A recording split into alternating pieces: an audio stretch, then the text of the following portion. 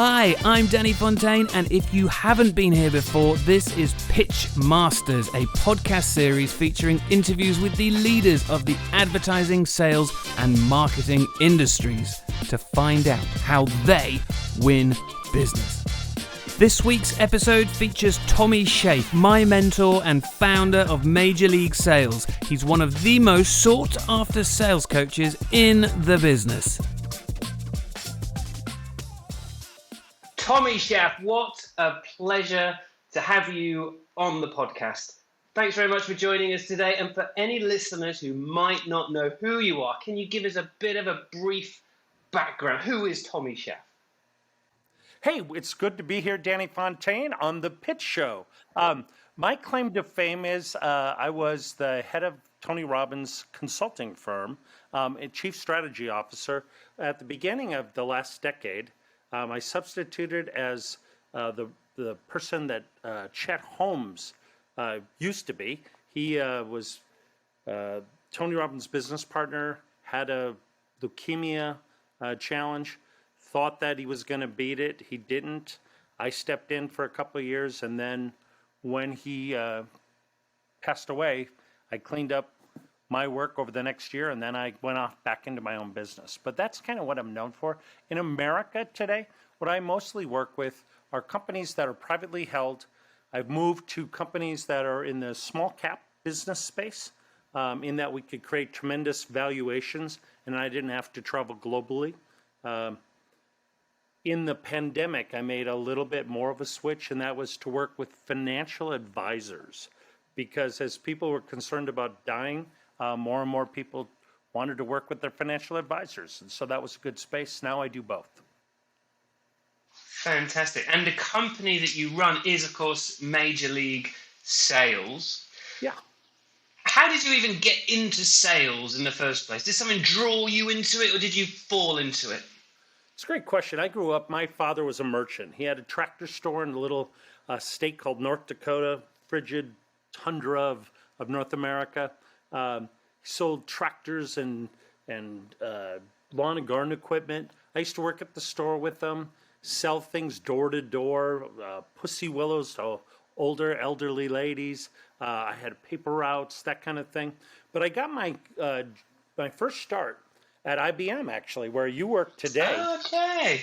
Yeah, I did some consulting for a guy who'd become a U.S. senator, computer consulting. IBM saw my work and said, "Who's the kid?"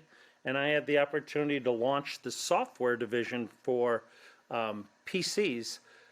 Turned out, Danny, that older gentlemen and ladies did not want to sell software for PCs because there was no money in it.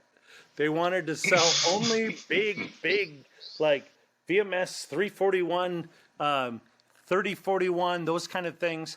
They want System 38 pieces of equipment.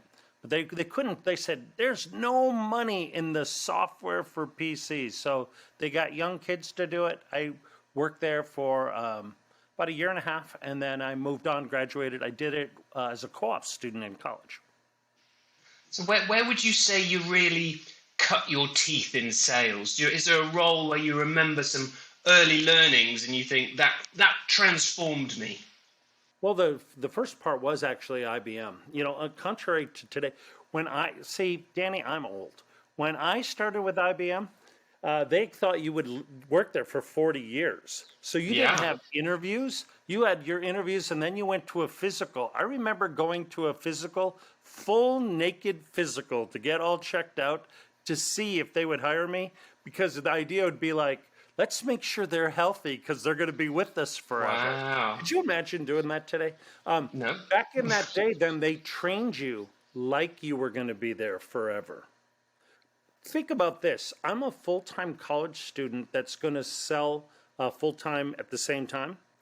And so I'm 20 years old. And before I even met my manager, they flew me to Dallas, Texas, gave me an apartment, company car, a per diem, and 6 weeks of sales training. Now, the 6 weeks of sales training was 8 a.m. till 5 o'clock. You had assignments. The next day, you were recorded it with the big Betamax or something. Then they looked at it. They brought you in to give you feedback. If you could not do your assignments, they sent you home. A third of Wow. my class was sent home. There was a competition every day. Um, and so by the end of the 6 weeks, I had more sales training than almost any person I've encountered in my life that hasn't worked at IBM. And Wow. so I still remember it. Goals, objectives, strategies, needs, features, advantages, reaction. Goals, what are you trying to accomplish? Objectives, how would you measure that? Strategy, how are you going to do that? Needs, what do you need to help? Here's what we have. Here's the feature. Here's why it's good. What do you think? That was kind of the sales system. Competition every single day. And so that was transformative. After I got that training, I said, I'm going to do sales. Wow. So if we fast forward just a few years to owning your own sales training business, where did you come up with the stuff that you teach today? Is it kind of based on that old IBM stuff? Is it stuff you've thought of, or what sources and things have actually It's a great inspired you question. to? If you take somebody's idea, that's plagiarism. If you take 100 people's ideas, that's research. I'm a researcher.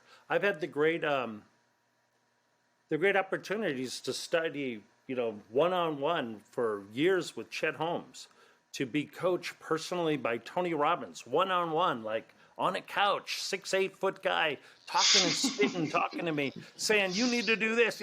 I've had to work with Tony, with Robert Cialdini, who wrote the book Influence, is one of my personal mentors. Not like I read a book, not like I went to a speech, like I taught his whole class to him where he was the person in the room, just me and him, and his partner. So I learned from all of those folks, and all of them had an impact on me. I have 6,000 books in my library, 28-year journey, and it all came together. I read a book that said, it was called Weird. I think it was called Weird. Okay. And it said, what made you weird when you were 12 to 14? For me, there were so many choices, Danny. Was it, should I make a living playing the accordion? No, I will not. I did play accordion at 12. I had 25,000 baseball cards, and I loved baseball. I just was horrible at it. I couldn't hit a ball to save my life. Couldn't catch one even, it was even worse. But I loved it, and I loved it. And so I said, how would I make a living in sales in baseball? And then I got an idea. I would create a system that was based on baseball. It's called the All-Stars. My training's called All-Star Training, and the product is called the 5 Tools Sales School, because there's 5 tools of baseball. I made them into 5 tools of sales. So I've been doing that since I left Tony Robbins and Chet Holmes' organization, and it's served me well. I built a niche. You can build a niche for anything. I said, what would be fun? There are 30 baseball teams in America. They have 60 skyboxes in each stadium approximately. Each of those stadiums has about 200 corporations that subscribe to their skyboxes. If I could get 15% of those, I'd have a $100 million corporation.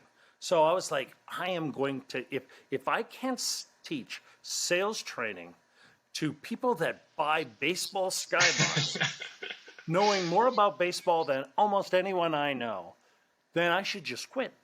And I get all excited, and then the pandemic takes away the whole season where there are no skyboxes. And the next year it's delayed. And then this year there was a strike where they weren't going to have the year.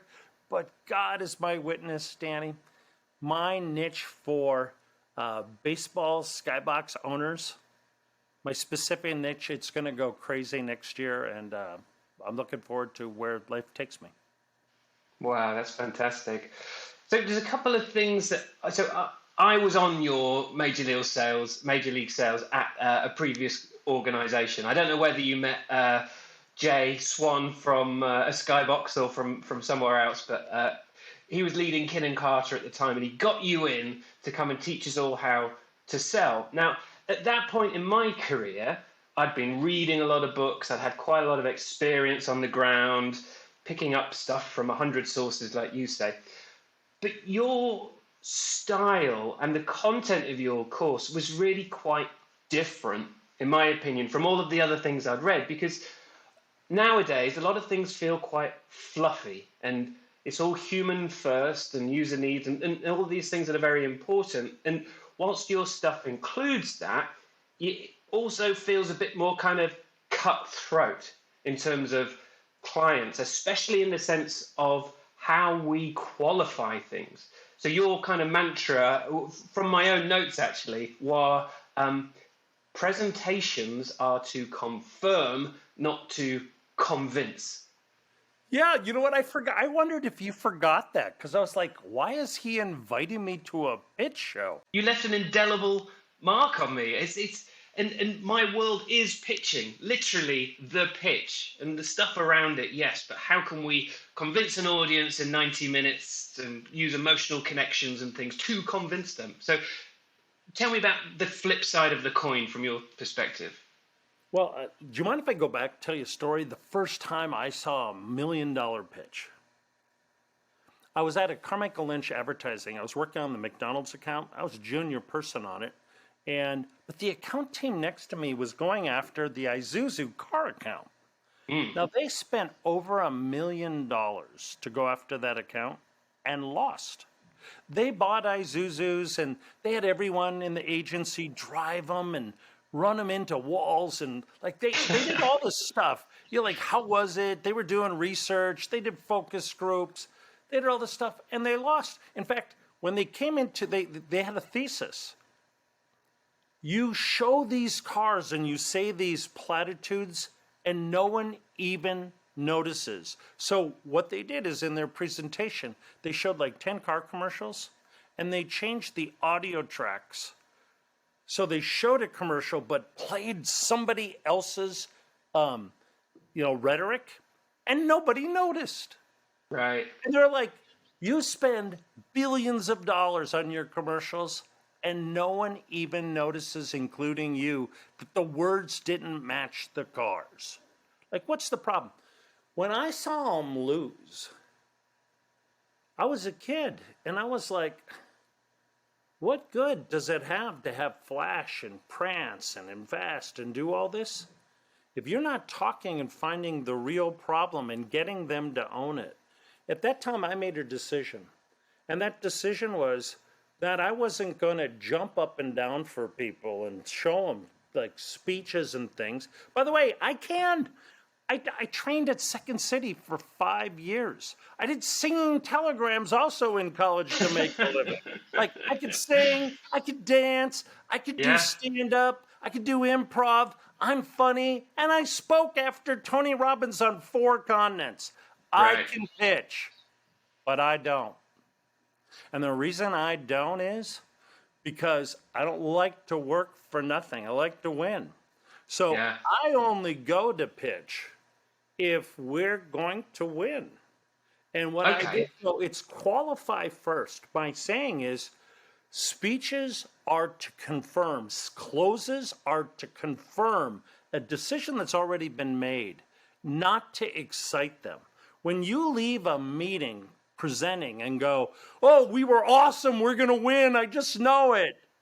And then you win and you go, oh, we won. Or you come home and you go, I think we're going to, no, we lost, we got screwed. That up and down, what I found is your pitch at the end shouldn't be exciting to you. It should be like, it's a foregone conclusion. I don't get excited anymore because I sell every day. I don't have the energy to go get excited for now, if you do 1 a year, maybe that's exciting and invigorating to you. And, I like winning as much as anyone. But I want to know that the optics are on my side before I get there. Now, there are times to pitch. There are times to pitch. But that's not what I spend my life doing. So tell me and the listeners, how do you know you're going to win and therefore are happy to do that kind of confirmation pitch if necessary? How do you get into that position, and how do you know? I have 4 steps in my selling system. It's get a suspect, somebody that you suspect could do business with you, and you've scheduled a meeting, right? It's in your diary. Um, Second base is called the prospect. Prospect is somebody who needs you more than you need them, and you have distinctive advantage. The third is qualified prospect, and this is someone who agrees with your thesis, has shared that they're willing to make the investments, of which there are 3: time, money, and change. And change is the hardest one. Why don't people want to spend money? Because they're not willing to change, because they don't think the problem's big enough. If the problem's big enough, they're willing to change, and then they spend the money. Okay? Then the last one is, what's their decision process? When do they want to make it? How do they want to make it? Who's involved? What do they need to see? And what will they do when they see it? Our challenge in the world is much like a physician or a doctor. I was at my doctor's office, and he had a cup of coffee sitting on his desk over there, and it said, don't confuse your WebMD search with my Harvard MD. What he was basically saying is, people come in every day and they're like, I have a rumbly tumbly, and they get on the internet and they like go to WebMD and they go rumbly tumbly, and they go, oh, cancer. They go, I have cancer, fix my cancer. And the doctor said, how about you let me be the doctor? You know what the problem is with the internet? The internet today, a bunch of people get on computer and they have access to more information than ever before. Prospects do their own diagnostic, and they say, we have determined our problem. Now we are shopping for it. They've taken all the consulting for the problem away. So they said, let me tell you, we have this problem. Dance, monkey boy, dance. Show us what you can do to solve our problem. Problem? The problem they've diagnosed is almost always the problem. For example, in my world, people call me up and they say, hey, our business is down. Can you do presentation training? I'll be like, no. And they're like, why? I said, because presentation isn't your problem. Your problem is you answer RFPs. Your problem is your lead junkies. Your problem is you will talk to anybody about anything at any time, but you have never reflected on your business. Sun Tzu is credited with this quote, although I've never found it. Strategy without tactics is the long road to victory. Tactics without strategy is the long noise before defeat. Okay? So strategy, thinking about your business. When you think about your business and get clear, like if there's 7-8 billion people in the world, if there's tens of thousands of companies in an industry that you play in, one needs you more than anyone else, and one needs you less. If you could figure out how to put them in order, where should you spend your time with? Only the top ones. Why? They have the greatest need. You're going to make the biggest difference. I often find that as people are running to go presentation to presentation and tell their stories that only their mother wants to hear, it sometimes is better to reflect and get clear. What is the problem we work with? What's the problem we solve, and for whom? And where is the return on investment the greatest? Now, if we can, we go spend our room in meetings or with distribution partners, alliance partners, affiliates that can get us to those places. I'll give you an example. In the pandemic, the world shut down on March 12th, 2020. I was sitting in Indianapolis, and I checked in my hotel for a meeting the next day with a friend of mine. I saw hundreds and hundreds of people leave because an athletic tournament was canceled. As I watched them leave and board buses to go to the airport, I realized the world was going to change. Like, this is unprecedented. I got on the internet, the NBA canceled their season. All these things happen. So I said, what am I going to do? Because I knew that in the private equity space, within a week, I'd get a call. We're taking our 30-day outs to keep our powder dry. All my consulting agreements were going to stop. I reflected and I went to sleep peaceful. I got up and said, I'm going to spend my time selling financial advisors. Why? because the market is likely to be volatile. It's been a lot less volatile than I anticipated. I anticipated that people would be worried about death. And I thought, you know what? It's going to be a fortune to be made there. Quick decision makers, even if there are individuals, I could sell them easily and make a big difference. So the next morning I told my partner that's what I'm going to do. By thinking about the problem I solved, though, like who would need my help the most, you would think? Bad financial advisors. Now they got other problems. What I focused was on the best financial advisors in the country. Mm-hmm. And now I have a bunch of folks that make $500,000 to $10 million a year, American, that I coach. It's always fun. And at the end of an hour meeting, somebody can leave and make $100,000 or $200,000 extra dollars, creating a multiple on their investment in me that's significant. So I could go to a referral-only business. Next Monday, I'll be talking to the top 600 people at Mass Mutual at almost 8,500 agents, talking to their top producers. Now, here's the point. When you get clear what problem you solve, for who, and where's the greatest return, and what they'd have to do to be there, you find your audience. When you qualify them ahead, it's not pitching. It's not saying, what it is telling a story. It's sharing that I know you. I went out, I worked with people like you. Here are the things that I've had. These are relevant. These are the 3 problems that I solve. If they don't meet you, if you don't have these on your table, tell me, and that's okay. We're not going to be a fit. But for those of you that actually have these, I'm going to spend the next 40 minutes taking on a journey of what you can do about that. And at the end, by the way, during that, there'll be no commercial. But at the end of that, if I've earned the right, I'd like to spend the last 2 minutes giving you a commercial of what I do and then make you an offer. Would that be okay? Do you mind if we start? That's what I do. It is the anti-pitch. It is the anti-pitch. It's not trying to get people that don't fit to buy.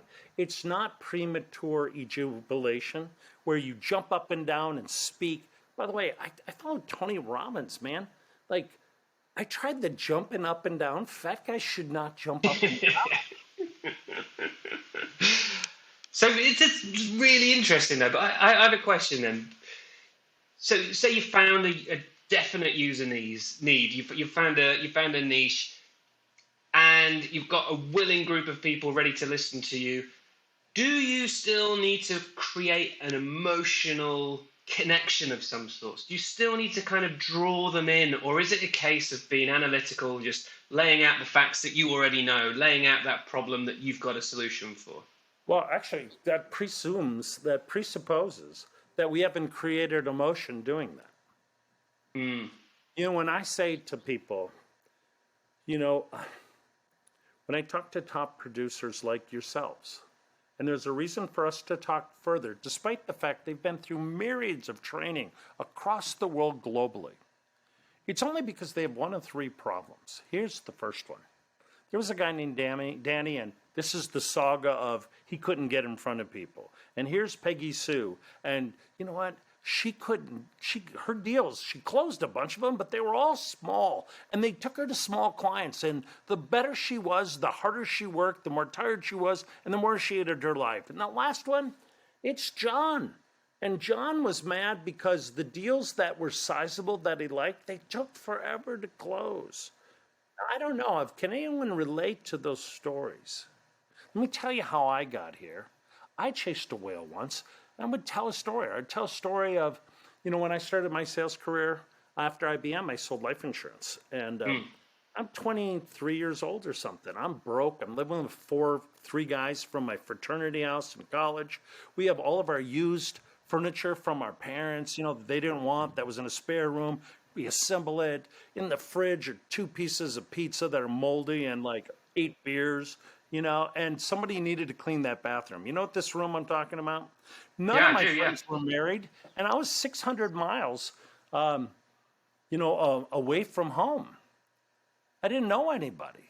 And they said, go out and sell life insurance to your friends, because a bunch of broke, starting their career guys were like, let's buy a bunch of life insurance. But I got this insight. In fact, this idea is so great, the dog loves it. Did you hear that? I do. It's my bloody dog. Keep talking. So here's the deal. At the beginning of my life insurance career, there isn't anybody that I know that has any money, that's married, that's worried about dying. Right. And I call my friends, and I work, and I get them to do these starter policies that by the time, it's like catching little fish. You bring them in, you clean them, and there's like 2 bites, but you spend a day for it, and you're like starving to death. Yeah. But then I got a break. One of my friends got married, and he got pregnant. His wife got pregnant like months after they got married. And then I got invited to a couple shower. I didn't know what a couple shower was. They invite all their snooty friends. They come over to their house. You bring them a gift for the baby. So I said to my sister, like, what do I get? And she said, I don't know. Go to Dayton Hudson, our large department store, luxury department store. She said, your friends are kind of fancy. They're registered there. I'm like, what's a registry? She's like, there's a computer thing called the Stork Registry. And if you go into the Stork Registry, you just put in their name. It'll give you a list of everything they want. You buy it, you give it to them, they take it off the list, you go, everyone's happy. Well, I go march through the tundra of Minnesota to this department store.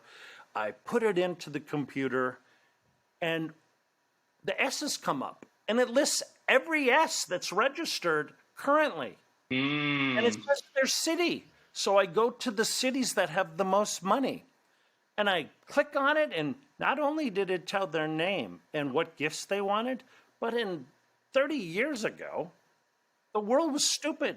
It didn't realize that people would take your data and do stuff with it. Right. It listed their address, their spouse's name, the day the baby would be born, and their phone number. No email, because email wasn't a thing then. Right. I printed out every list I could till it ran out of paper. I sat and printed 400 names out. Now I got my buyer. Wow. Now, how did I connect with them? I called them up. Ring, ring, ring. The lady would say, usually the lady would answer, and she'd be like, this is Samantha. I said, hey, Samantha, Tommy Schaff. She's like, hi, how can I help you? I go, my name's not from there. Oh, Northwestern Mutual. Nope. Oh, then this will be a short call. I sell life insurance. Everybody hates it. The only people that ever talk to me fit into one category. Can I give it to you? And if it's not you, hang up on me. If it is, give me a second to tell why I called. I help young families living on the right side of town, probably just starting their family, bought their first house, and likely considering or just started their family. Now, I'm not a business executive. I don't know anything about anything other than that. But if that's you, I'm your huckleberry. Do we have a reason to talk? We're having a baby. Get out of town. You're having a baby. Listen, Samantha. There are 2 kinds of people. People that love insurance and people that hate insurance. People that think it's a good idea. People that think it's the devil. If it's the devil, hang up on me. Which one are you? Oh, we believe in insurance. I said, oh, why is that? She said, well, to be responsible, in case we died, something happened. I said, good for you, bad for me. She goes, why do you say that? I said, well, you already bought yours. She goes, no, we never bought ours. No, I thought you believed in it. Well, we're really busy. Yeah, but we're going to do it after it's over. Like after we have the baby and life slows down, then we're going to take care of this. I said, I don't mean to be bad, scary. This isn't going to happen to you. But if your spouse dies today, what are you going to do? Because you don't have coverage. You're still going to have the baby, right? She goes, well, of course. I'm like, what are you going to do? Because it happens to somebody. Yeah. If you need it in 8 months from now, you need it today. And she, can you come in and talk to us? And then here's what would happen. 1987, I would talk to couple for 3 hours about their life. What are your dreams? My acronym today, all these ideas have come into a thing called stories. It's your stories. What's your situation and what's your target and timetable? What do you want to do and when? What's going to get in the way that could thwart that? What are you doing today to mitigate those risks?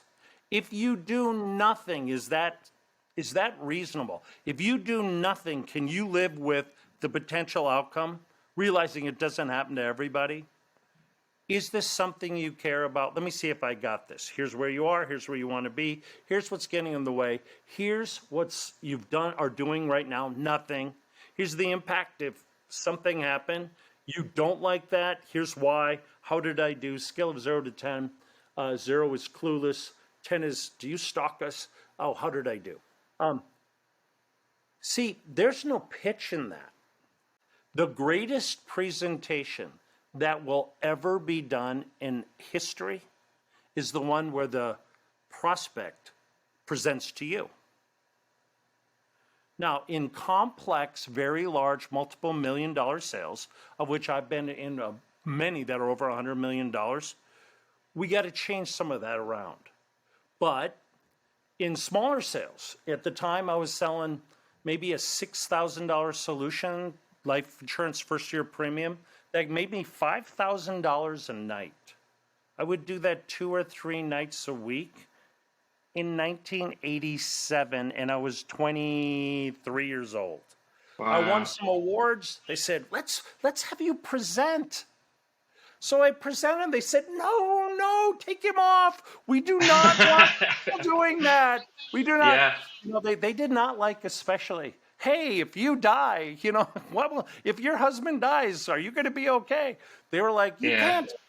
So, but here was my point. That thesis, even today when I do a gated sale, and it's for a $10 million piece of software, to build a $100 million football facility that has government money, there's always somebody that's the center of that we get access to. I use the same selling algorithm if it's a $3,000 transactional thing or if it's $100 million. The difference is my steps. When it's an individual, I can close. In an individual, I can close without doing a presentation at all. I just be like, at the end, what do you want to do? Let's go. I didn't present anything. Other times, in a larger sale, it's gated. So I'm going to go with what I would call the emotional buyer. Here's the challenge. A lot of times when we're pitching, we are selling to a group that has to make a recommendation to someone upstairs. Correct, absolutely, yeah. Usually this happens because they find us, we don't find them, or we call too low. For me, you could sell up, but I'm a lazy guy. I don't want to sell up. I want to start high because I have a belief, and here's my belief. If I stay out of my way and I get clear who I really help and what problem they have without me, I can get in front of anyone, not because I'm special, but because people who have big needs are looking for solutions all the time. But the solution they're looking for is usually the wrong one. The mind that has the problem can rarely see the problem they really have. You think you have a cough, you have something else. A person that has objectivity can poke and find the right thing. In the world of software, Gartner report recently came out, said that 72% of all technology projects never return their investment, much less get a return on their investment. Why? Somebody says, we need a function, and then a bunch of little people run around and say, vendors, pitch us on how you can help us get a function. And then they build something that never had to be built. I'm like, let's slow down. I got a mantra in selling. It's called, I'm a difference maker. I meet with difference makers for the purpose of making a difference. If we are not going to do something that matters, let's put our life force somewhere else. Like, I don't know if I have a day or 40 years left on the planet, but I am not going to waste a day with any time that doesn't make a difference. I don't want to. I want to do things that make a difference for someone's life so that the life I have actually matters. So what I remember marveling at you during your training, and I'm marveling at you again now hearing you talk, and I'll tell you why. It's because you're making it all sound so incredibly easy. So if we talk about you having these conversations with prospects, on the surface, you're asking innocent questions. But I think there's a lot of psychological depth to these questions. You're asking questions that mean your audience, your prospect, needs to confirm something. And you'll even ask them a question asking them to confirm the opposite, so that they come back at you with a vengeance. I guess all of this is probably, I'm sure, second nature to you these days. But did it take time to think analytically about the kind of psychology behind it? Or are you a natural kind of gift of the gab, do you think? I'm the least natural person that ever lived. I don't know about that. Oh, God, Danny, I'll tell you stories, and I will in a second, but I studied everything. Like, I read the sales books, and I found out a bunch. It wasn't based on science. The only science I saw was spin. There were methods, and a guy had a submarine, and a guy had a pink orange. And I mean, like, listen, you can have all kinds of analogies for how you sell. The wheel, the wedge, no shortage. But where things changed for me is I read the psychology books. And if you came in my house, you would see hundreds of sociology books and hundreds of psychology books and hundreds of psychological assessment books. I had a chance to meet with one of the greatest athletic coaches in America history, John Wooden. He was 90 years old at the time. He had won 10 national college basketball championships, and he was an old, well-recognized and revered guy. And I had 3 days with him. And I picked him up, and I would drop him off, and I said, when I dropped him off, before I go, if there's any advice I would give to small business, $100 to $300 million companies is like where I usually play. What could I learn from your life that I should remember and give this advice perpetually? And he said, you can't win without the players. And I said, okay, I wrote that down. And then he said, but just because you have the players doesn't mean you win. When you don't train people and hope they get great. You pick the great people, and now you can afford them to train them. The people that make the biggest return on my training are the best ones that come in. Right. It's not I train the bad to make them good. I train the great to make them legends. Because see, they have so many other things already working that little hinges swing the big doors. Now, so all of it's simple. It's very simple to do. The challenge is we get in the way of doing it. It's not like these things are impossible to learn. They're hard. They're complicated.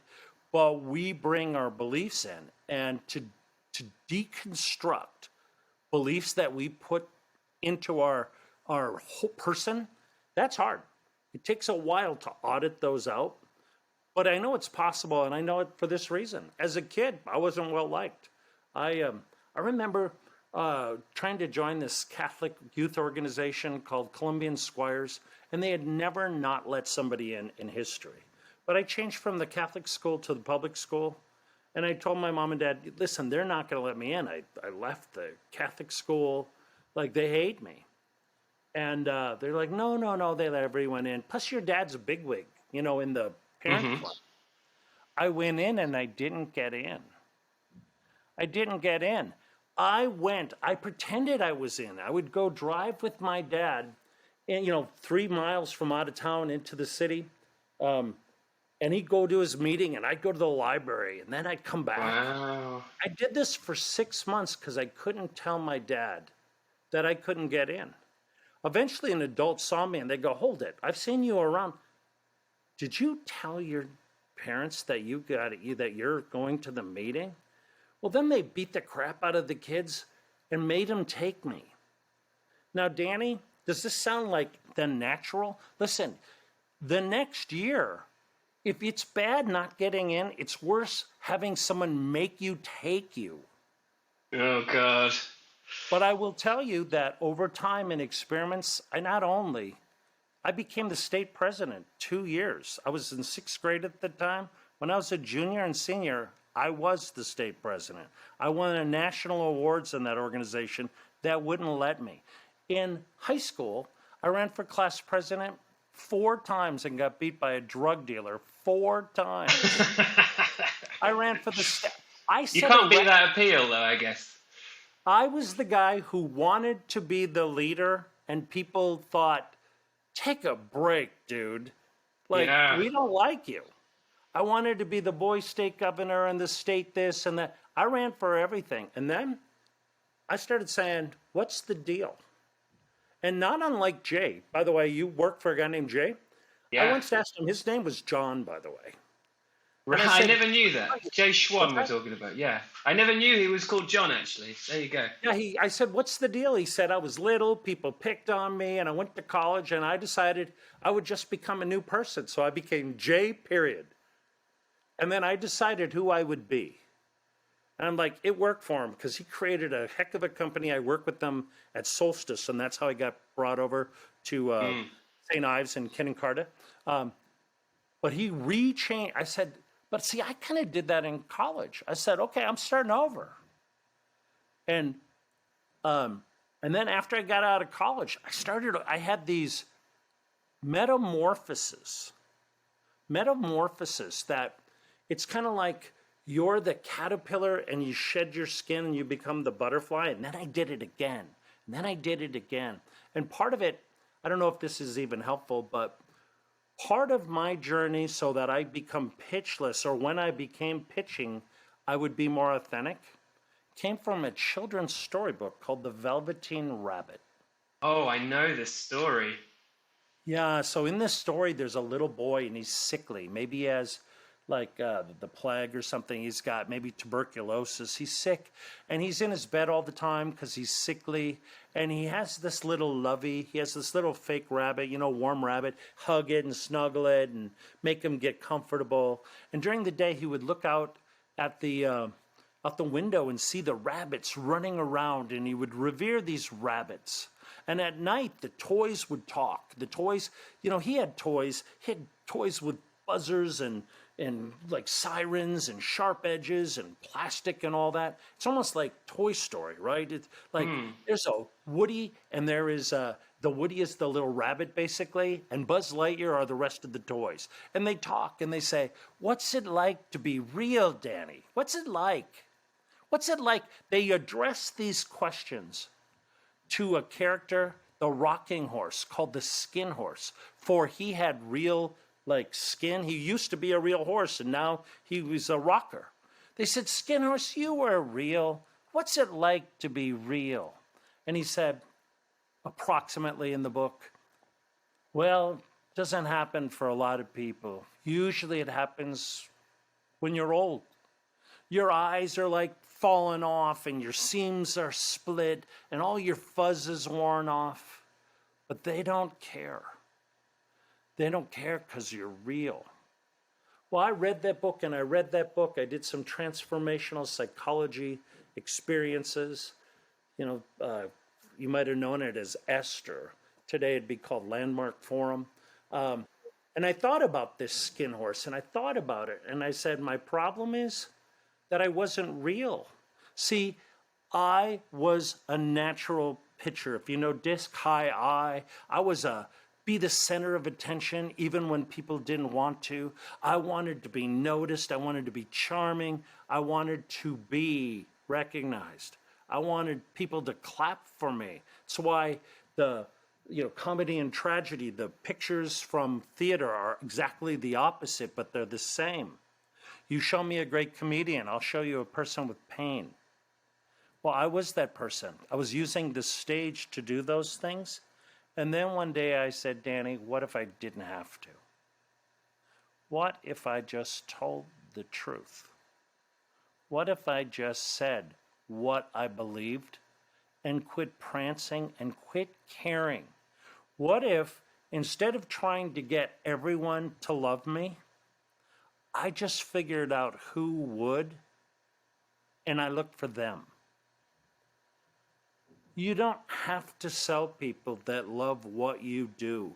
The heart surgeon doesn't have to look for prospects. The people who need a great heart surgeon find them. I decided to use attraction instead of persuasion. Now, there's influence in all of that.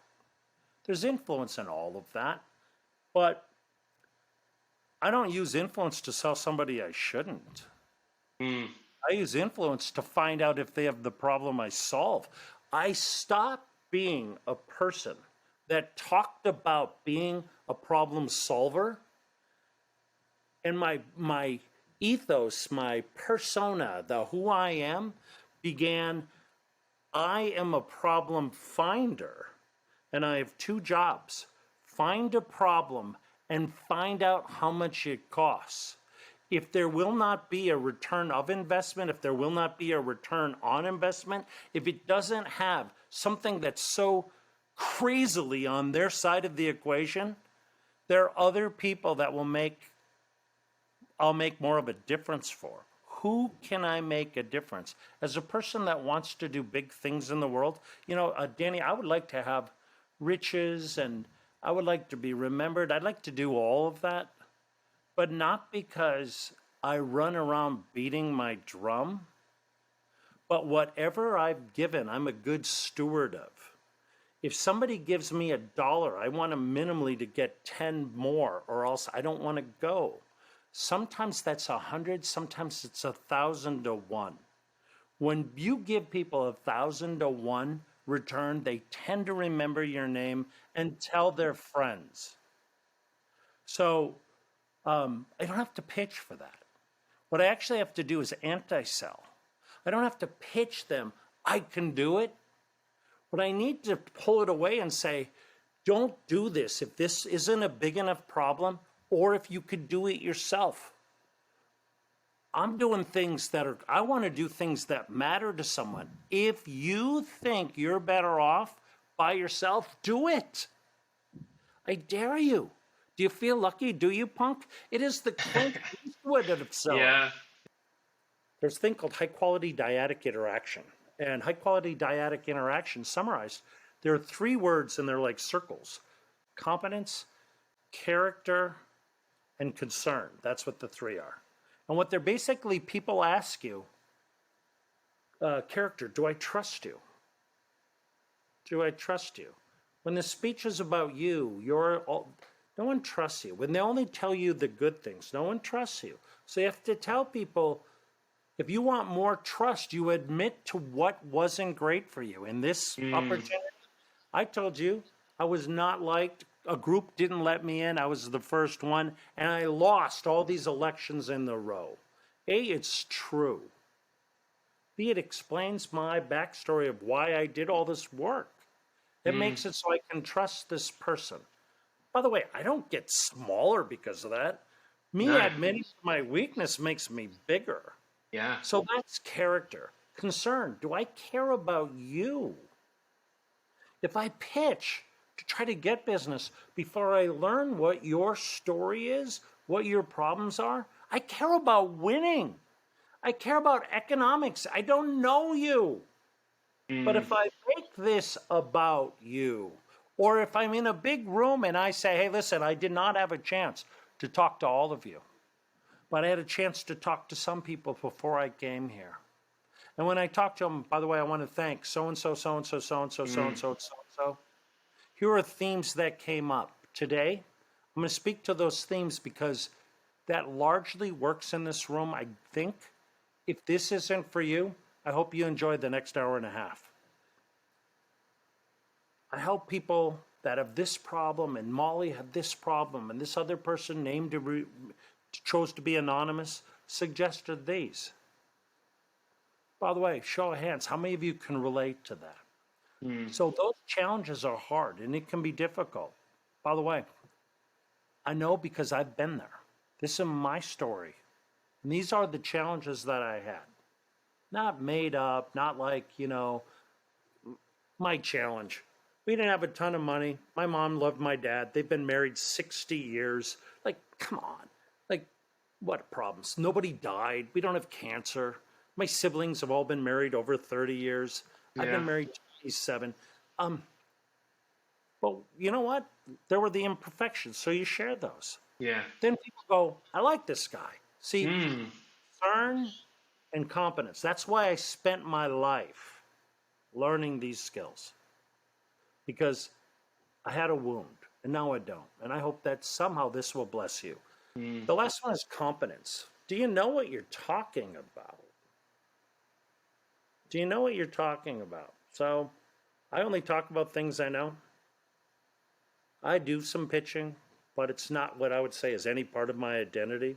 Yeah. If people were looking for a good pitcher, they'd probably pick me, and I'd say, why are we pitching at all? Right. Let's go find out what they need, and let's eliminate the competition before we ever get there. If I want to bring, that would be my gift, is to look at whatever pitch you're doing, how are you demonstrating your competence, and do you think a speech will do that, or do you think your questions will do that? In my life, there's always competition. The way I get rid of them is not by winning a speech contest. It's by asking questions the other people should have and didn't. And I tell them they did. Hey, I'm the last one in, so that we can get through this, because I know you don't have a lot of time. When you sat down with the other groups and you talked through this question, what conclusions did you make? Oh, you haven't done that? Huh, interesting. Well, let me ask you this. When you guys thought about this and you got together and you did your research to isolate what this was, what did you come up with? You didn't do that? Huh. How about when you did it? After about, the first time at an amusement park, you swing the hammer, you win a keychain. The second time you swing the hammer and you hit the bell, you win a doll. The third time, you have to carry like Mickey Mouse that's 5 feet around for the rest of the day. In the questioning, when I ask 3 questions that get we never did that, and there's a look like, how come we haven't done that? Why don't we know that? I achieve my competence when I say, I would love to present. You ever been overpromised and underdelivered? I'm going to be the next disappointment in your life. We could fix that. You have a process, and it's to not give someone an advantage, including you. Your process is designed for you to fail. If you'd like to do that, but we're gonna remove ourselves. If you'd like to open this up and let us do our inquiry so we can find the real problem, so we can make a difference, I'd love to do that, or else we're not going to play. Do you feel lucky? Do you, punk? I don't say that. But see, now I have my competence. Now I'm also, this guy doesn't want to win business that they're not going to be good at and wants to solve, that's concern. Now, what does that say about my character? Those are the 3 things. If I had a metrics, I would always be, are we being high character? Are we demonstrating our concern? Are we giving lip service to that? What would a concerned person really do? I would measure twice, cut once. Yeah. I would say it's easy to get business. It's hard to make it work. I would say spend more time on the problem than the solution, because we find the right problem. The solution is elegant and simple. Occam's razor, the simplest thing is usually the best thing. I made a list. Maybe we'll end with this. But we're going into October, and I've been planning this for years. Do you know who the biggest star in the world is? Entertainment star? Dwayne "Rock" Johnson. Okay. Now, Dwayne "Rock" Johnson is coming out with a new movie. It's called Black Adam. And in Black Adam, he is going to be an anti-hero. And they're going to rebuild the whole DC platform on him. Wow. The biggest star in the world is going to bring together the the the Justice League, you know, all that. They're going to bring them together, and they're going to have this aberrant guy, and now it's going to be interesting.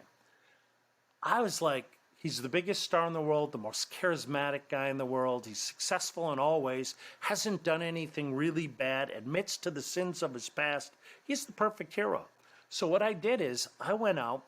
He had a TV show on HBO called Ballers, where he was a sports agent for 5 years. Oh, yeah. And there were like 60 episodes or whatever these shows.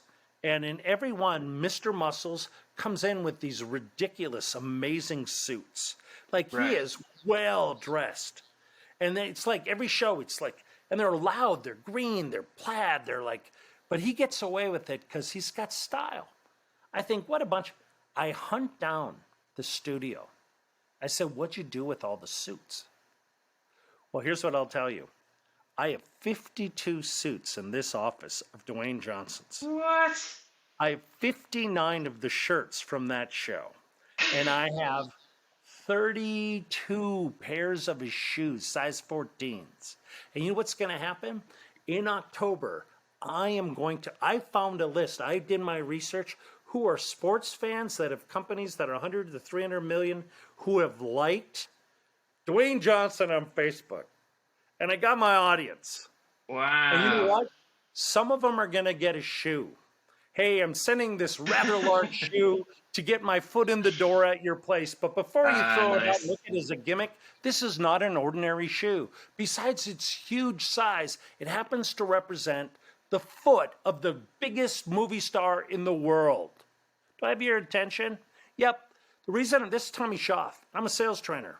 And I enlisted the help of Rock Johnson. That's his shoe. In fact, here's the authenticity for it. Now, why would I send this to you? In pandemic, people, your sales force told you, oh, we can't get in front of anyone. No one's buying, blah, blah, blah. You know what happened? They couldn't get attention. By the way, you're still reading, and I sent you a shoe. The shirt. Are your salespeople costing you the shirt off your back? Money doesn't disappear. It's merely transferred. Different people are getting that, and you're not. If you'd like to find out why and how you can get in front of anyone, but here's what I'll tell you. I sent this to 20 other software firms, and I'm taking 4 clients. Would you like to meet? Now I'll use scarce. Nice. Yeah. With suits.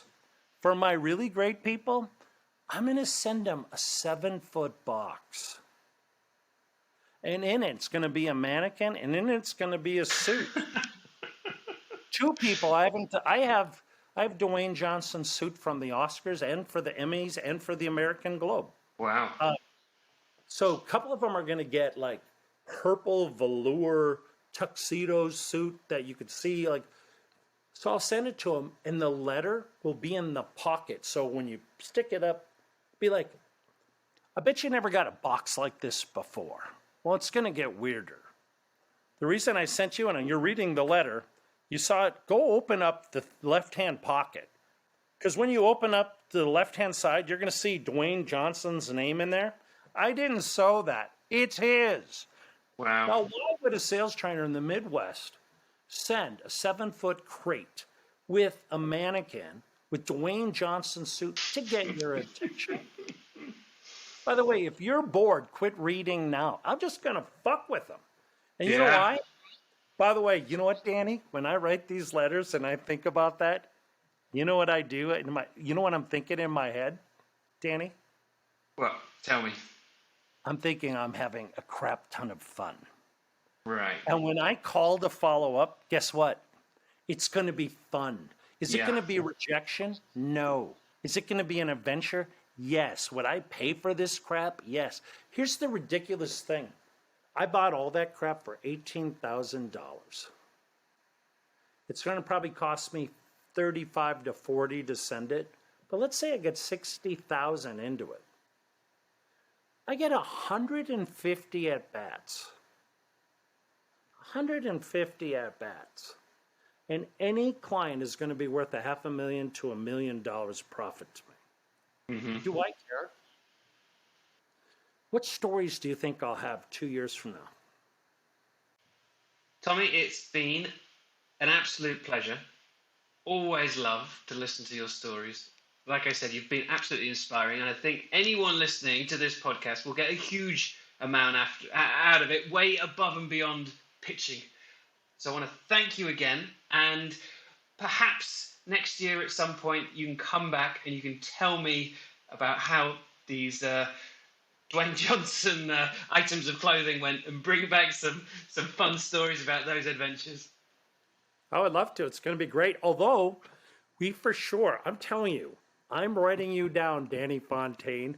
We are going to the game at London. We're going to the local St. Louis Cardinals. In fact, that's one of them right there. But we are going to the St. Louis Cardinals play baseball in England. I don't even know what the field is. I don't think it's Wembley. But let's do that in like June next year. What do you say? I'm in. I'm 100% in. And I've got you on video and audio recording making that offer. All right. Very good. All right. Hey, if someone wants to like just connect, I don't have a big presence on the internet because I don't want people randomly showing up. But if you'd like to connect, the best way to do that is LinkedIn. LinkedIn, and they can put Tommy Schaff, SCHAFF, Major League Sales. And I hope that we connect. It's good to connect with you, Danny. Congratulations on the good you're doing in the world. I appreciate it. Tommy, signing off. This has been another episode of Pitch Masters. Go to pitchguy.co.uk for updates and information, or search for Pitch Guy on social media for regular videos on sales, psychology, storytelling, creativity, and much more.